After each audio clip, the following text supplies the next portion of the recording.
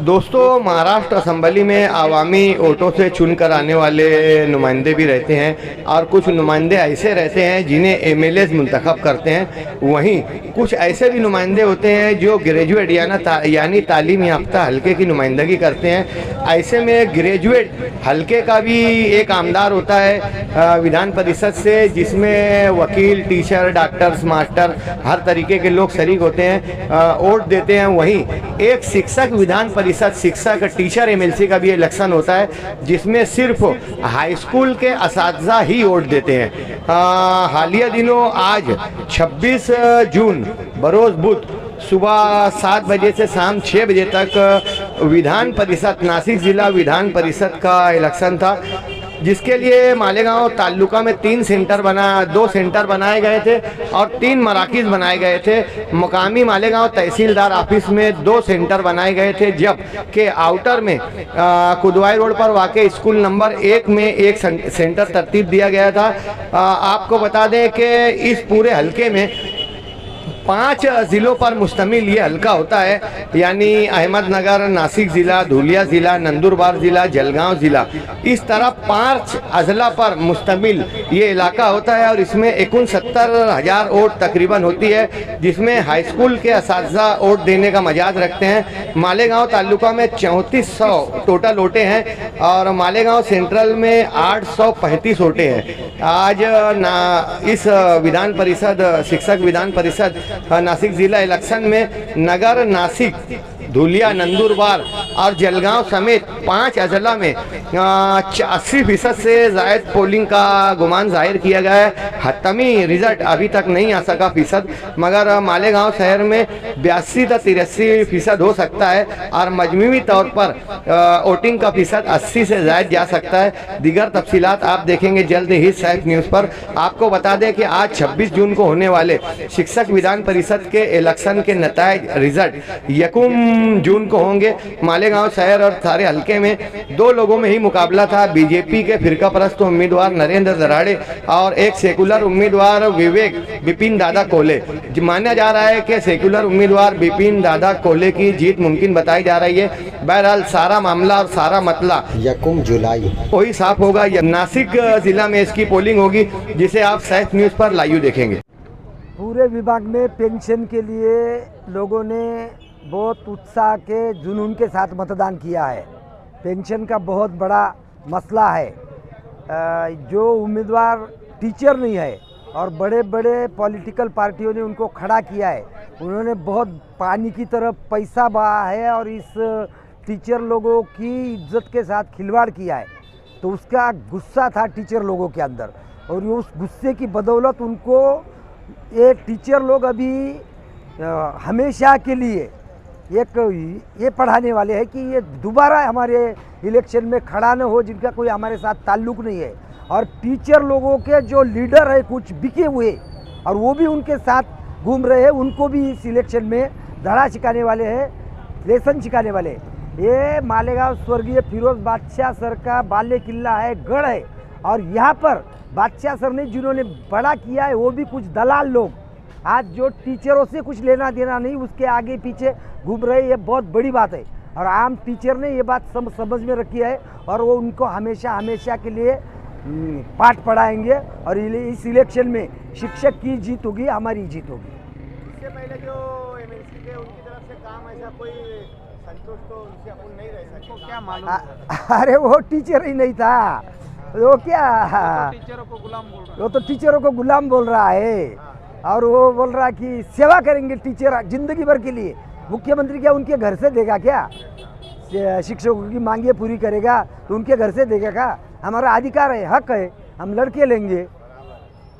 तो उनका तीनों उम्मीदवारों को भी वो भी जो धंधाड़ के है पॉलिटिकल पार्टी ने खड़े किए, उनका या कोई संबंध नहीं है दूर दूर तक। उनको तो धड़ा पढ़ाएंगी, पाठ पढ़ाएंगी, लेकिन सबसे ज़्यादा इस इलेक्शन में हमने ये जो टीचर लोगों के साथ जिन्होंने काम किया लीडर समझ के और वो दलाली कर रहे पैसे की वजह से उनके घूम रहे, उनको हमने ज़्यादा टारगेट किया है, उनको भी पाठ पढ़ाने का है। तांबे साहब का समर्थन आपके साथ रहा, हाँ, कुछ आभार उनका। अरे तांबे साहब तो टीचरों के लिए हमेशा के लिए काम करते हैं। इस इलेक्शन में वैसे हमने भी उनके पास से वो बोल रहे थे, वो गलत बात है, हमने उनके पास से मदद नहीं मांगी थी और उन्होंने किसको मदद किया वो भी हमको मालूम नहीं है। हमने अपनी खुद के काम पे वोट मांगे थे और काम पे ही वोट मांगे, काम के लिए जीत के जाएंगे। विधान परिषद के इलेक्शन हुआ आज, अभी 6 बजने का वक्त आ चुका है। मालेगांव शहर के अंदर 82% से ज़्यादा वोट अभी तक हुई है और यहाँ पर सभी टीचर हजरात का सबसे पहले तो मैं विपिन कोले साहब की जानिब से हमारे शहर के अंदर जो एक झूठ की झूठ वोट करके 82% फिर से एक मरतबा रिकॉर्ड जोड़ा, इसलिए मैं सारे शहर के टीचर हजरात का, वोटर हजरात का मैं सबसे पहले कोले साहब की जानिब से शुक्रिया अदा करता हूँ। मैं सभी हजरात का बहुत बहुत शुक्रिया अदा करता हूँ मालेगांव का। मैं कोले विवेक विपिन दादा उनका प्रतिनिधि हूँ और वो हमारे उम्मीदवार थे यहाँ से नासिक MLC के लिए। आज यहाँ के टीचर्स ने बहुत ही अच्छे से इनिशिएटिव लिया और 83% का वोटिंग दिया है। टीचरों का बहुत बहुत शुक्रिया अदा करता हूँ और यहाँ पर जो भी हम लोग कैंडिडेट थे सब ने मिलजुल के एक दूसरे को सपोर्ट किया है। एक इलेक्शन एक दिन का रहता है पर रिलेशन हमारे बरकरार रहते हैं, इसलिए मैं यही चाहता हूं कि अपने कोई भी दिल में बुरासी ना रखे और मैं अपने कोले परिवार की तरफ और संजीवनी की तरफ से बहुत बहुत शुक्रिया अदा करता हूं और मालेगांव का धन्यवाद कहता हूं। शुक्रिया। आज 25 जून 2024 शिक्षा कामदार का इलेक्शन अपने आखिरी अयाम के करीब पहुंच रहा है और माशाल्लाह मालेगांव शहर में आज जो शिक्षा कामदार के इलेक्शन हुआ और इस वक्त तो अभी उसकी पोलिंग जारी है और अभी तक का जो परसेंटेज हमारे सामने आया है वो अनकरीब 83 हम लोगों को अंदर से मालूम हुआ कि 83% हो चुका है और अभी हमारे पास 1 घंटा बाकी है। इस 1 घंटे में ये परसेंटेज और बढ़ने की उम्मीद है और मालेगांव शहर में जैसा कि ये शिक्षा कामदार इलेक्शन में टोटल 21 उम्मीदवारों ने अपनी किस्मत आजमाई की है और मालेगांव शहर में जो ज़ोर नज़र आया 21 लोगों में, वो 4 पंडाल यहाँ खुसूसी कहना चाहिए तवज्जो के मरकज़ बने रहे, जिसमें मैं संदीप गुलवे साहब की नुमाइंदगी कर रहा था शहर मालेगांव में, एडवोकेट संदीप गुलवे साहब, और वहीं किशोर दराड़े साहब के मंडप में भी बड़ा अच्छा माहौल नज़र आया। विवेक कोले साहब जो है उनके पंडाल में भी बहुत अच्छा माहौल नज़र आया। चौथे कैंडिडेट थे RD निकम सर, वहाँ भी हमको बहुत माहौल देखने को मिला। ऑल इन वन जो है ये कह सकते हैं कि आज शहर मालेगांव में शहर के तमामी तालीमी अदारे के तमाम मैनेजमेंट के ज़िम्मेदार खुसूसी मुबारकबादी के हकदार हैं और वहीं उनके हेडमास्टर हेडमिस्ट्रेस भी मुबारकबादी के हकदार है। और आखिर में जो वोट देने के लिए, जो मतदान करने के लिए आए, वो है टीचर हजरात। स्कूलें चालू थी, इस चालू स्कूल में वोट के लिए आना, अपने बिजी शेड्यूल में से टाइम निकालना, हर टीचर ने अपने शेड्यूल में तब्दीली लाई और हर हेडमास्टर ने अपने टीचरों को एक ऐसा शेड्यूल चेंज किया कि हर कोई जाकर वोट दे सके। तो ये मालेगांव शहर में एक अच्छा काम हुआ, एक अनोखा काम हुआ कि हर स्कूल के इंतज़ामिया ने इस बात की पूरी अपनी स्कूलों में छूट रखी कि वोटर जाके मतदान केंद्र तक वोट दे और उसी का नतीजा है कि 83% हमको जो सुनने मिल रहा है और 1 घंटे के बाद क्या रिज़ल्ट होगा वो हम लोगों को मालूम होगा। रही बात चारों कैंडिडेट की, तो हर कैंडिडेट को मानने वाले लोग, हर कैंडिडेट की चाहत रखने वाले लोग अलग अलग है।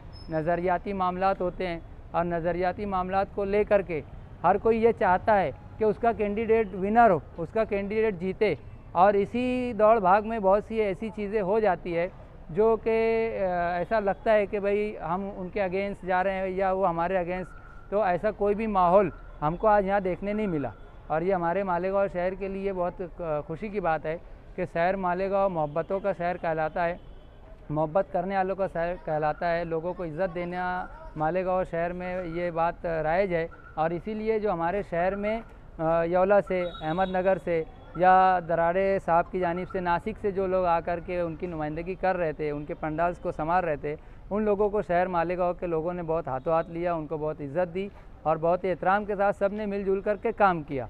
अब रही बात विनिंग की, तो बैलेट पेपर में सबकी और पेटी में सबकी किस्मत बंद हो चुकी है। 1 जुलाई को देखा जाएगा कि कौन विन होता है। बहरहाल जो भी जीत करके आएगा सब, और मालेगांव शहर सबसे मिल कर के जो भी जीते, इसमें जो भी कैंडिडेट विनिंग होगा, विनिंग पोजीशन पर आएगा, शहर मालेगांव उससे शिक्षक आमदार के पूरे जो काम हैं उससे लेता रहेगा और लेगा। ऐसे ये तमाम चीज़ों को हम लोगों ने तवज्जो का मरकज़ बना के रखा है। और जो मैंने खुसूसी एक नारा दिया है कि कोई भी कैंडिडेट जीते, अब मैं ये नहीं कह सकता हूँ कि मेरा अपना कैंडिडेट जीत जाएगा, क्योंकि होता ये है कि मेरी गाड़ी में बैठा हुआ आदमी आकर मुझको ही वोट दे रहा है, ये पॉसिबल नहीं है। हो सकता है कि वो किसी और को भी वोट दे, और ऐसे ही सामने वाला कैंडिडेट का आदमी अगर वो गाड़ी में आया तो ज़रूरी नहीं है कि वो उसी को वोट दे रहा हो। तो अब जो वोट बंद हो चुकी है, 1 जुलाई को जो रिज़ल्ट आएगा उसमें जो जीत करके आएगा, हम उनसे ये अपील करेंगे कि मालेगांव शहर में संपर्क कार्यालय दे शिक्षक आमदार का, और उसमें नंदुरबार, शहादा और धुलिया को उससे जोड़े और मालेगांव शहर को सेंटर बनाए। आने वाला जो भी उम्मीदवार रहेगा, शहर मालेगांव की सबसे बड़ी अपील, सबसे बड़ी गुजारिश उस उम्मीदवार से यही होगी। शुक्रिया जी। आज जो टीचर एमएलसी का जो इलेक्शन हो रहा है, ये काफ़ी अहम इलेक्शन है, और ये टीचर्स के लिए बहुत अहम है इस बार, इसलिए कि हर बार तो यहाँ पे होते रहता था, मगर इस बार नए प्रॉब्लम्स हैं। जैसे जूनी पेंशन की बात हुई, नया सिलेबस की बात हुई, वर्क लोड की बात हुई, क्लियर वैकेंसी जैसे ये गवर्नमेंट नहीं दे रही है, सीएचबी के ऑर्डर दे रही है, ये सब के लिए ये इलेक्शन बहुत अहम है। और इसके अंदर उम्मीदवार सोच समझ के वोट डालना चाहिए, जो हमारे लिए वहाँ 5 साल लड़ सके, हमारे जो डिमांड है वो लड़ सके। और ये जो बात है, जो टीचर्स के जो डिमांड है, ये सामने नज़र नहीं आती, मगर ये लॉन्ग टर्म के लिए बहुत मुश्किल होने वाली है। जैसे जूनी पेंशन की बात आ गई, आज 58 साल में टीचर रिटायर होकर करेंगे क्या? आज ये सबसे बड़ा मसला है, और इससे पहले भी बोला गया है, कोई उसके लिए जद्दोजहद नहीं करता इलेक्शन में, जो खाली वादे किए जाते हैं। तो इसलिए जो उम्मीदवार है समझदार होना चाहिए, जिसको सियासी शऊर होना चाहिए, और जो हमारे प्रॉब्लम लड़ सके। दूसरी बात है, इसके अंदर जो नया एजुकेशन पॉलिसी आई है, इसके अंदर सिलेबस का भी काफ़ी प्रॉब्लम है, अननेसेसरी चीज़ को सिलेबस में डाला गया है, ये उसके ऊपर भी वहाँ पे आवाज़ उठाने वाला चाहिए। दूसरी बात यह है कि इसके अंदर वर्क लोड की जो बात आ रही है, वर्क लोड के अंदर इसके अंदर तो आधे टीचर घर चले जाएंगे। आज हमारे कॉलेज के अंदर हम देख रहे हैं कि मराठा विद्या प्रसारक की जैसे मैं बात करूँगा, 400 के ऊपर वहाँ पे सीएचबी का ऑर्डर निकला, यानी इतनी जगह खाली है, भर्ती का ऑर्डर नहीं हो रहा है। तो ये सारे चीज़ों के लिए वहाँ पे बोलने वाला, वहाँ समझने वाला, कानून क्या है, एक्ट क्या है, ये सारी मालूमात लेके, और टीचर की भी जिम्मेदारी है कि उनकी संगठना वो स्ट्रॉन्ग करे। पहले संगठना बहुत स्ट्रॉन्ग रहती थी, जैसे टीडीएफ हुई इनकी, या हमारी संस्था के हमारे जो प्रोफेसर्स की रहती थी, पुणे यूनिवर्सिटी टीचर्स, पोक्टो। तो ये सारी संगठन के अंदर नए लोगों ने आना चाहिए। मुझे सीएचबी का ऑर्डर है, मैं संगठन में नहीं आऊँगा, ये सब बात मत करना चाहिए। असेंबली जो हमारे जो नुमाइंदा एमएलसी रहेगा वो तो करेगा, उसके साथ में हमारी संगठना वो टीचर्स की हो कि प्रोफेसर की हो, साथ में लड़ना चाहिए, जब तुमको तुम्हारा हक मिलेगा। आज तक एमएलसी कौन है खाली चुन के आने तक मालूम पड़ता था, उसका काम कभी आज तक दिखा नहीं। मगर अब वक्त ऐसा नहीं है कि तुम वोट दिए और घर चले गए। अब कभी वोट दिया और तुम घर गए तो आगे की जो जनरेशन आएगा उनको जॉब की भी तकलीफ रहेंगी, उनको सैलरी की भी तकलीफ रहेंगी, और रिटायरमेंट के बाद तो इमीडिएटली तकलीफ आने वाली। जूनी पेंशन के अंदर लोग अब रिटायर 1-2 साल में रिटायर होने वाले हैं वो लोग, तो उनको पेंशन दे रहेंगे। ये सारी बातें देखना चाहिए। जो भी है ये इलेक्शन की गमागमी और दौड़ भाग और ये पार्टी हो रही है और मीटिंग हो रही, ये सब के अलावा सूझबूझ के साथ में जो उसको भी वोट दे रहे हैं उनसे बात करो, उनसे कमिटमेंट कराओ। ये सारी जो मैं बातें बोला, ये सारी बातें आप उन तक रखो, और उसका हल क्या होगा 5 साल में, हमको उसका हल चाहिए। ये बात करके आप लोग दो, खाली वोट दो और घर मत जाओ, जिम्मेदारी अपनी समझो। और आप पढ़े लिखे लोग हैं, टीचर से ये तो कौम को बनाते हैं, तुमसे मुस्तकबिल रहता है देश का, शहर का। अब तुम्हारे मुस्तकबिल की बात आ गई, इसलिए नुमाइंदा अच्छा आप लोग ढूंढे, और वोट देने के लिए ज़्यादा से ज़्यादा तादाद में आ। काफ़ी आज 1-1:30 बजने का टाइम आ गया है, इतनी वोट जितनी होना चाहिए उतनी दिख नहीं रही है। लेडीज़ की मुझे बड़ी लाइन दिख रही है, मगर जेंट्स टीचर हजरात क्यों नहीं आ रहे? जेंट्स टीचर हजरात क्यों नहीं आ रहे? लेडीज़ जेंट्स का खाली और लेडीज़ की बड़ी बड़ी लाइन लगी है। तो ये भी सोचने का मुकाम है कि जेंट्स टीचर्स को इसके अंदर एक्टिव होना चाहिए। ये उनकी जिम्मेदारी है कि लेडीज़ टीचर के पहले आके वोटिंग कराए, उनके साथ खड़े रहे, उनके वोटिंग की प्रॉपर मालूमात दें। ये सारी जिम्मेदारी जेंट्स टीचर्स की है, मैनेजमेंट हजरात की भी है। जो मैनेजमेंट वाले हैं उनकी भी जिम्मेदारी है। आगे सारी चीज़ें बंद हो जाने वाली है। अभी तो खाली वो टीचिंग ग्रांट आ रही है, बाकी सारी ग्रांट उन्होंने बंद किए। अब आगे जो भी गवर्नमेंट आएंगे, जो भी पॉलिसी बनेंगे, उसके अंदर हमारा नुमाइंदा ये तो रहने वाला है अगली बॉडी में भी। अक्टूबर के इलेक्शन, असेंबली इलेक्शन में भी जो होगा, ये तो 6 साल रहने वाला है। तो ये सारी बातें उस तक पहुंचाना चाहिए। मैनेजमेंट की भी जिम्मेदारी है, टीचर्स की भी जिम्मेदारी है, प्रोफेसर की भी जिम्मेदारी है कि नुमाइंदा अब तुमको लगने वाला है। अभी तक कौन था, क्या था, किसका भी नाम दे देते थे, वो आ जाता था चुन के। अब ऐसा नहीं चलेगा। जो हमारे हक के लिए लड़े, हमारे मुस्तकबिल के लिए लड़े, बच्चों के मुस्तकबिल के लिए लड़े, नौजवानों के मुस्तकबिल के लिए लड़े, उनकी रोज़ी रोटी के, और क्या पढ़ा रहे, वो सिलेबस प्रॉपर है कि नहीं, ये सारी बातों की जिम्मेदारी अब हमारे नुमाइंदे के ऊपर है। इसलिए ज़्यादा से नुमाइंदा हमको अच्छा सोच बूझ के देना चाहिए और उसके बढ़ के वोटिंग जल्दी जल्दी आके करना चाहिए। अच्छा, पिछले मरतबा मालेगांव शहर ने लोकसभा इलेक्शन में एक इतिहास रचा, एक ही उम्मीदवार XYZ उम्मीदवार को एकतरफा वोटिंग दी। इस बार हम देख रहे हैं कि 3 अलग अलग खैमों में मालेगांव शहर जो फटा हुआ है, 600 के करीब जहाँ तक हमारी मालूमात है, 600-650 के करीब वोट्स हैं। ऐसी सूरत में क्या लगता है कि कहीं ना कहीं से जो सेक्युलर उम्मीदवार जिनको माना जाता है, ऐसे लोगों को नुकसान हो सकता है? देखो, पार्लियामेंट का जो इलेक्शन हुआ आज, उसके अंदर पूरे हिंदुस्तान में मालेगांव ने अपनी शनाख्त बनाई है। और हम तो हमेशा बोलते हैं कि मालेगांव सियासी तौर से बेदार शहर है, और जो तहरीक मालेगांव से निकली संविधान बचाओ की, वो पूरे हिंदुस्तान में चली, और मालेगांव की तहरीकी अल्हम्दुलिल्लाह रंग लाई है, जिसकी वजह से पूरे हिंदुस्तान के अंदर उसके ऊपर इलेक्शन लड़ा गया। एक साथ हमारे लोगों ने जाके हर जगह वोट डाले, सबसे बड़ी तादाद में मालेगांव में डाले। और मैं चाह रहा था कि इस बार भी जो टीचर्स का है, ये तो समझदार लोग हैं, इनको ज़्यादा समझता है, ये पढ़े लिखे लोग हैं, इनको उनके प्रॉब्लम भी बहुत नज़दीक से है, उनके प्रॉब्लम भी, ये तो कोई बहुत यानी कि छोटे मोटे काम नहीं, इनके तो बड़े काम हैं। तो ये इत्तेहाद में बरकत होती है, इन्होंने इत्तेहाद के साथ वोट डालना चाहिए था। मैं ये चाहूँगा कि इसके अंदर आप लोग इत्तेहाद के साथ वोट डालें। जो उम्मीदवार हमको लग रहा है कि ये सेकुलर भी है, ईमानदार भी है, और माइनॉरिटी की अलग प्रॉब्लम है, माइनॉरिटीज़ के एजुकेशन इंस्टीट्यूट की अलग प्रॉब्लम है। आज तुम देख रहे हैं उर्दू मीडियम में मराठी के टीचर को डाला जा रहा है, तो ये हमारे ऊपर तलवार चल रही है, डायरेक्ट हम पे चल रही है। तो आज हमको हमारी ताकत जिस तरह हमने पार्लियामेंट में दिखाया है, इसी तरह हमने ये टीचर्स के इलेक्शन में भी दिखाना चाहिए। ये मेरे हमारे सारे टीचर हजरात से भी गुजारिश है, सारे जो मैनेजमेंट के लोग हैं उनसे भी गुजारिश है कि आप एक साथ वोट डालें, ऐसे वोट डालें कि वो आदमी कामयाब हो, वो उम्मीदवार कामयाब हो, और वो हमारा काम करे। और उम्मीदवार को भी पहले परख ले, वो ईमानदार कितना है और कितना सेकुलर है, कितना उसमें काम का जज्बा है। आज पोलिंग के दिन मैं सवेरे 6:45 बजे से ये चिदवाई रोड की जो स्कूल है, जिसको नंबर 1 स्कूल के नाम से जाना जाता है, और दिलावर हाल भी इसी में है, यहाँ पर जो पेटी बैठी है, सवेरे से मैं देख रहा हूँ कि टीचर आ रहे हैं और वोट कर रहे हैं।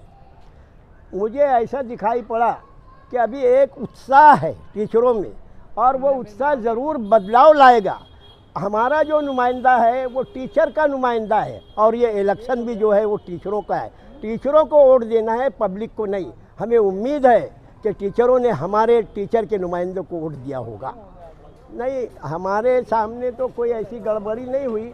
एक गड़बड़ी का वाक़या ये आया कि भाई किसी ने किसी वोटर को पैसे का लालच दिया और पैसे का पैकेट देते हुए पकड़ा गया, और जिस शख्स ने उसको पकड़ाया वो पुलिस के ताबे में दे दिया। वो अभी तक पुलिस की कस्टडी में मौजूद है।